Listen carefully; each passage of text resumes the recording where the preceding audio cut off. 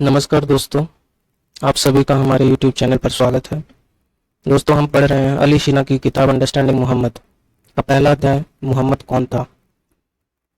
उसका शीर्षक है आज का उत्पीड़न। मोहम्मद ने मुसलमानों को उत्पीड़न के बारे में क्या ज्ञान दिया है, तो चलिए इस पर जानते हैं।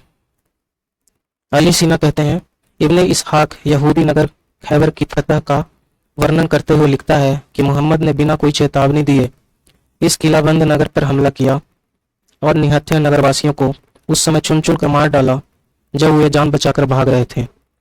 यहाँ से बंदी बनाए गए लोगों में किनाना नामक व्यक्ति भी था। किनाना अल रबी के पास बनु नजीर के खजाने की चाबी थी। उसे रसूल के पास लाया गया और उससे खजाने की चाबी मांगी गई। किनाना ने कहा कि उसे नहीं मालूम कि चाबी कहाँ है। एक यहूदी रसूल के पास आया, यानी कि तबरी बताता है कि इस यहूदी को पकड़ कर लाया गया था और बोला कि वह रोज सुबह किनाना को एक खंडहर में जाते हुए देखता था। मोहम्मद ने किनाना से कहा, तुम्हें पता है, यदि पता चल गया कि खजाने की चाबी तुम्हारे पास है तो तुम्हारी जान ले लूंगा। इस पर किनाना ने कहा, हाँ। रसूल ने अपने आदमियों को खंडहर की खुदाई करने का हुक्म दिया। वहां थोड़ा सा खजाना मिला। मोहम्मद ने पूछा कि बाकी खजाना कहाँ है, तो किनाना ने बताने से इनकार कर दिया। इस पर रसूल ने अल जुबैर अल अवाम को आदेश दिया, इसे ले जाओ, तब तक इसे यातना दो जब तक कि खजाने का पता न बता दे। अल जुबैर ने आग में एक पत्थर दहकाया और उसे किनाना के सीने पर रख दिया। किनाना चीखता रहा, लेकिन अल जुबैर अंगारा तब तक उसके सीने पर रखे रहा जब तक कि वह मरनासन नहीं हो गया। फिर रसूल ने किनाना को मोहम्मद अबी मुसैलमा को सौंप दिया और उसने अपने भाई महमूद का बदला लेने के लिए उसकी गर्दन उड़ा दी। जिस दिन मोहम्मद ने किनाना का बेरहम कत्ल करवाया, उसी दिन वो उसकी 17 साल की बीवी सफिया को बलात्कार करने के लिए अपने तंबू में उठा ले गया। इस घटना के 2 साल पहले मोहम्मद ने यहूदी जनजाति बनु कुरैजा के अन्य मर्दों के साथ सफिया के पति का भी कत्ल कर दिया था। इब्ने इसहाक लिखता है, रसूल यहूदियों के किलों पर एक के बाद एक कब्जा करते जा रहे थे और वहां की औरतों और बच्चों को बंदी बनाते जा रहे थे। ऐसे ही एक कैदियों में खैबर के मुखिया किनाना की बीवी सफिया और उसकी 2 चचेरी बहनें थीं। रसूल ने सफिया को अपने हिस्से में रख लिया। दूसरी कैदी औरतों को मोमिनों में बांट दिया। बिलाल सफिया को रसूल के पास लाया था और ये लोग रास्ते में यहूदी मर्दों की लाशों पर चढ़कर आए थे। जब मोमिन सफिया को पकड़कर रसूल के पास ला रहे थे तो उसकी सहेलियां उसके लिए चीख रही थी और रेत उठाकर उन पर फेंक रही थी। जब रसूल ने यह देखा तो उन्होंने कहा, इन चुड़ैलों को यहाँ से हटाओ। पर रसूल ने सफिया को वहीं खड़ी रहने का फरमान सुनाया और उसके ऊपर लबादा फेंका ताकि मोमिन जान सके कि उसे रसूल ने अपने लिए चुन लिया है।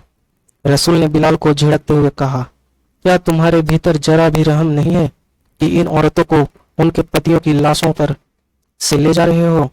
बुखारी ने भी कुछ हदीसों में मोहम्मद की खैबर पर फतह और सफिया के बलात्कार के बारे में लिखा है। अनस ने कहा, जब अल्लाह के रसूल ने खैबर पर हमला किया तो हमने तड़के फज्र की नमाज पढ़ी।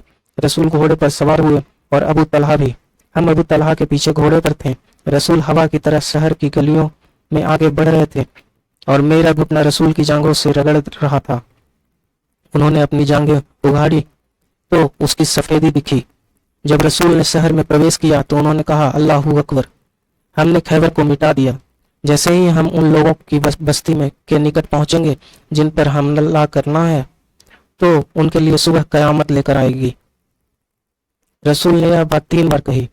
सुबह हुई तो उस शहर के लोग अपने रोजमर्रा के काम के लिए निकले और डर से चीखने लगे, मोहम्मद आ गया।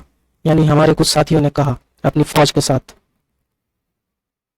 इतने में दिहिया आया और बोला, हमने खैबर जीत लिया, लोगों को कैद कर लिया है और खूब माल इकट्ठा किया है। हे अल्लाह के रसूल, मुझे एक गुलाम लड़की दो। रसूल ने कहा, जाओ और कैदियों में से किसी लड़की को ले लो। उसने सफिया बिनते हुवै को लिया। एक व्यक्ति रसूल के पास आया और बोला, हे अल्लाह के रसूल, आपने दिहिया को सफिया दे दी। अरे, वह तो यहूदी कुरैजा अन नजीर कबीले की मुखिया की मुख्य सेविका है। वह सिर्फ आपके पास शोभा देती है। तो फिर रसूल ने कहा, दिहिया को सफिया सहित ले लाओ। दिहिया सफिया साथ आए, और जब रसूल ने सफिया को देखा तो दिहिया से कहा, कैदियों में से किसी और औरत को ले लो। अनस ने आगे कहा, रसूल ने उसे कैद से आजाद कर दिया और उससे शादी कर ली। साबित ने अनस से पूछा, ओ अबू हमजा, रसूल ने सफिया को महर यानी दहेज में क्या दिया? उन्होंने कहा, सफिया खुद मेहर थी, क्योंकि रसूल ने उसे आजाद किया और फिर शादी की। अनस ने फिर कहा, रास्ते में उम्मे सलेम ने उसे दुल्हन के रूप में तैयार किया और रात में वह रसूल के पास दुल्हन की तरह भेजी गई।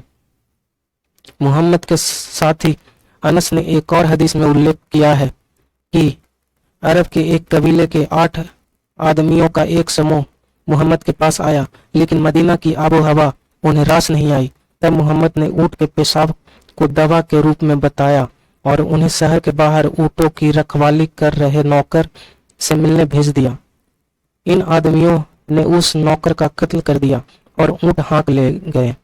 जब मुहम्मद को इसका पता चला तो उसने अपने आदमियों को इनके पीछे लगा दिया। ये पकड़े गए तो मुहम्मद ने उनके हाथ पांव कटवा दिए और गर्म सलाखें उनकी आंखों में डाल दी गई।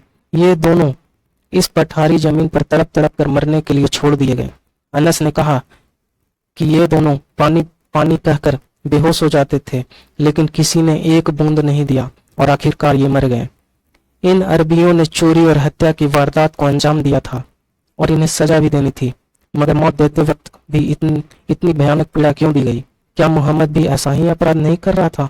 मुहम्मद को ये ऊँट कहाँ से मिले थे? क्या ये ऊँट चोरी के नहीं थे? क्या मुहम्मद ने हमले नहीं किए थे और मासूम लोगों का कत्ल नहीं किया था?